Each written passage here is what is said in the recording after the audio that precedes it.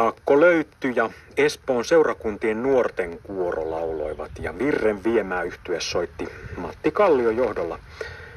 Jaakko Löytyn säveltämä on tämä laulu Oi suruton, jonka sanat ovat virrestä 615. No seuraava virsi on sitten numero 312 ja se kuullaan nyt ilman sanoja Osmo Vänskän hienona orkesterisovituksena ja virren sanat menevät tai menisivät. Muistan päivää autuasta.